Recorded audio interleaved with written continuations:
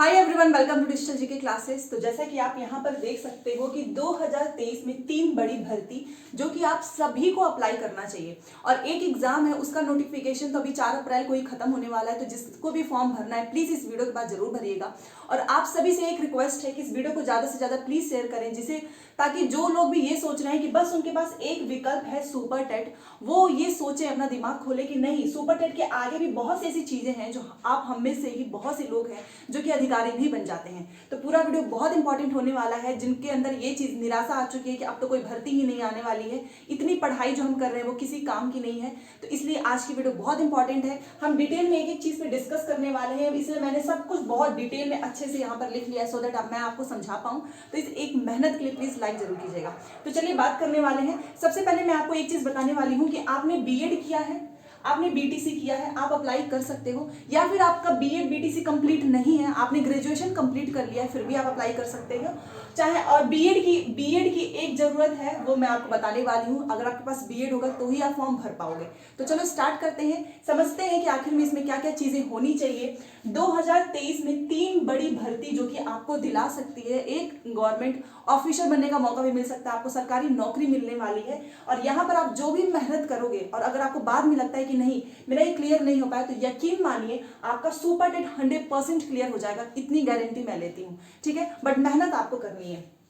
तो चलिए स्टार्ट करते हैं। सबसे पहले हम बात करने वाले हैं पहला, दूसरा, तीसरा, 3 बड़ी भर्ती आने वाली है। एक एक चीजों को मैं आपको डिटेल में बताने वाली हूँ। देखिए, ये है यूपी पीसीएस का, आप सभी को पता है यूपी पीसीएस का। ये जो है आपको डिटेल में बताने वाली हूँ। इसकी जो लास्ट डेट है 4 अप्रैल है। 4 अप्रैल इसकी लास्ट डेट है अप्लाई करने को। तो आप में से जितने लोग भी चाहते होंगे ये फॉर्म भरना, तो आप भर दीजिएगा।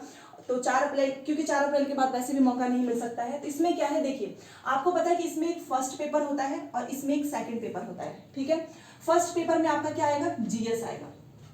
और आपको पता है कि चाहे जो जीएस वाला पोर्शन है उसका, चाहे सुपर टेट हो, चाहे आपका यूपी टेट का पेपर 2 ले लीजिए, चाहे आप सी टेट का एसएसटी ले लीजिए, चाहे आप उसका कोई भी टीचिंग एग्जाम, चाहे D++ भी ले लो, हर एक एग्जाम में ये जो जीएस है ना, चाहे करंट अफेयर हो, पॉलिटी हो, अभी केवीएस में भी आपने देखा होगा, उसमें पूछता ही है।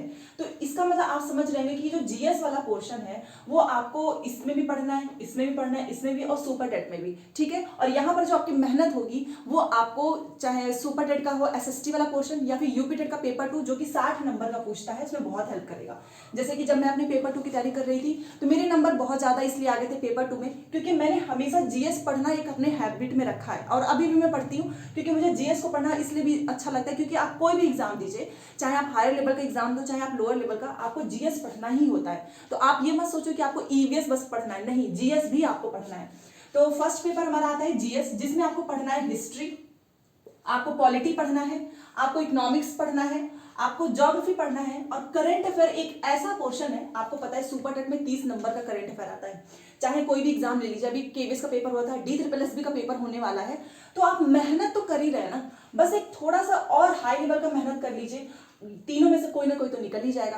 करंट अफेयर आप डेली पढ़ते ही हो, आप जीएस पढ़ते ही हो, आप मैथ्स डेली पढ़ते हो, रीजनिंग पढ़ते ही हो, हर चीज आप पढ़ ही रहे हो। तो एक बार सिस्टमैटिक तरीके से पढ़िए कि आपका हर एक एग्जाम निकले, और ना भी निकले तो आप इतने तैयार हो चुके रहेंगे कि जब भर्ती आएगी, कंपटीशन बहुत ज्यादा रहेगा, आप इसमें एक सीट आपकी कंफर्म है। तो करंट अफेयर है। उसके बाद से यूपी स्पेशल पढ़ना होता है। अगर आप यूपी का कोई भी फॉर्म भरेंगे तो ऑब्वियस सी बात है, चाहे आप सुपर टेट ही ले लो, यूपी स्पेशल आता ही है। ईवीएस, एनवायरमेंट, इस बार आपने देखा होगा कि एनवायरमेंट ने सीटेट में बहुत ज्यादा टफ पूछा था, चाहे आप यूपी टेट का उठा लो। तो अगर आप ये एनवायरमेंट पढ़ोगे ना तो आप यूपी टेट सीटेट का टेंशन ही छोड़ दो, वो आपका आराम से निकलेगा। ये हमारा फर्स्ट पेपर है। ठीक है, ये हमारा सेकंड पेपर है। सेकंड पेपर आपको पता है सीसेट होता है, जो कि क्वालिफाइंग नेचर का एग्जाम है। इसमें आपको ज्यादा नंबर नहीं, बस आप क्वालिफाई कर लीजिए कि आपकी कॉपी साइन हो जाए। इसमें भी आपका हिंदी आता है। आप में से बहुत से लोग यूपी टेट के लिए बहुत अच्छी हिंदी पढ़ते होंगे। मैथ्स है, रीजनिंग है, इंग्लिश है, ये ठीक है, ये आपका सेकंड पेपर है। और मेंस तो होता ही है, इसमें मेंस भी होगा प्लस इंटरव्यू भी होगा। ठीक है, इंटरव्यू होता है, लेकिन इसकी लास्ट डेट है 4 अप्रैल। तो 4 अप्रैल से पहले आपको अप्लाई करना होगा, अदरवाइज आपको भी बताया फिर आप ये फॉर्म नहीं भर पाओगे। अब यही सेम चीज जो जीएस का है वो दूसरे में आता है। अब ये है आरओ। देखिए आरओ समीक्षा अधिकारी, आरओ में भी नेगेटिव, अच्छा इसमें भी नेगेटिव मार्किंग है, इसमें भी नेगेटिव मार्किंग है, तो ये पहले क्लियर कर देती हूँ। बट आजकल आप देखो ना D++ में भी नेगेटिव मार्किंग है, बस टीचिंग एग्जाम्स का ही है 1-2 जिसमें नहीं होते, बाकी सब में होते ही है। तो आरओ है, इसमें भी पहला पेपर आपका जीएस होगा। इसका सिलेबस ज्यादा बस थोड़ा सा ही फर्क है। आप सोचो जीएस में आपको हिस्ट्री पढ़ना है, इसमें भी पढ़ना है, पॉलिटी आपको दोनों में पढ़ना है, इसमें भी इकोनॉमिक्स, ज्योग्राफी, करंट अफेयर आप देखो इसमें भी पढ़ रहे हो। तो करंट अफेयर आप इतना लंबा चौड़ा तैयार करते हो, मेहनत करते हो, तो फॉर्म लेकिन भरा करिए। आप में से बहुत से लोग हैं फॉर्म ही नहीं भरते हैं, आप फॉर्म भरो, आपको पता चलना चाहिए कि आप जो तैयारी कर रहे हो कितनी लेवल की है वो। साइंस आपको पढ़ना है, ये ईवीएस भी पढ़ना है, यूपी स्पेशल, जनगणना, ये सारी चीजें आपको पढ़नी ही है। इसमें जो सेकंड पेपर होता है, इसमें सीसेट होता था, इसमें सेकंड पेपर आपका हिंदी होगा, और वो हिंदी का पेपर जो है 60 मार्क्स के पूछते हैं। प्योर हिंदी रहता है, 60 नंबर का आता है, बट इजी होता है। वो कैसे, आप सोचो आपने यूपी टेट के लिए तैयारी की होगी, तो पर्यायवाची, तत्सम, तद्भव, संधि, अनिखार्थी शब्द, विलोम शब्द, विशेषण, विशेष, ये सारी चीजें आप यूपी टेट हो चाहे सुपर टेट हो, इसके लिए पढ़ते हो। मोस्टली आप में से बहुत से लोग होंगे जिनकी हिंदी काफी अच्छी होगी, तो और इंटरव्यूज में होता नहीं है, तो आप देख सकते हो ये पेपर अच्छा है, आप भर सकते हो। दूसरा है हमारा बीईओ, जिसका फॉर्म सभी लोग भरना चाहते होंगे, खंड शिक्षा अधिकारी। ये तीनों जो मैं बता रही हूँ, ये आप अधिकारी पोस्ट के लिए है। एक बार मेहनत कर लोगे ना, आपकी पूरी लाइफ इसलिए सेट हो जाएगी क्योंकि आप अभी सुपर टेट के लिए इतना समय आपने गंवाया है। और ये एक सजेशन है, उल्टे सीधे कमेंट आप करने हो, देखो ये एक इसलिए सजेशन है, मैं आपको सजेशन दे रही हूँ, इसमें से आपको जो भी अच्छी चीजें लगती हैं आप उसको अडॉप्ट कीजिए, जो आपको बुरी लगती है आप नीचे कमेंट भी कर सकते हैं, ठीक है, फुल आजादी है।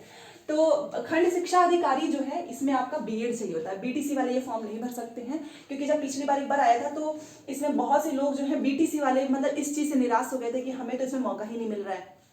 अब क्या कर सकते हैं, इसमें बीएड चाहिए होता है।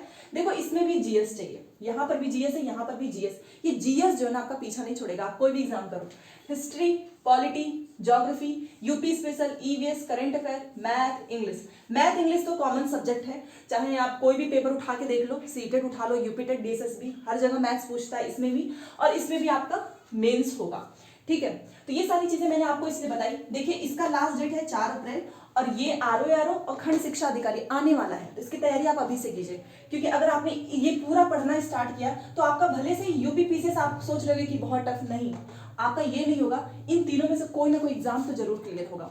और अगर ये आप तैयारी करते रहेंगे तो सुपर टेट आने तक आप इतने स्ट्रांग हो चुके रहेंगे GS, Hindi, English, math, reasoning में, क्योंकि सारा सुपर टेट का आपने सिलेबस देखा होगा, उसमें पूछता है।